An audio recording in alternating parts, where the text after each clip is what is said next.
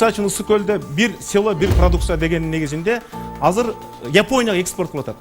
Баткендин өрүгүн, Оштун жаңгагын, нарында топостун этин ошентип дүйнөлүк стандартка чыгарса болот. Профтех лицейдин баарын IT лицей кылышыбыз керек. Экинчиден, Көлдө, Чолпон Атада, Бишкекте, Ошто жаңы IT парк болуш керек. Ким IT паркка инвестиция кылса, ал салыктан бошотулуш керек. Биринчиден, Кыргызстанда 40 район, 40 шаар бар, бул өтө көп. Чакан 20 аймак кылсак болот. Түздөн түз району болосу жок. Экинчиден, бизде 453 айыл өкмөтү бар, аларды ирилештирип 300 айыл өкмөтү кылсак болот.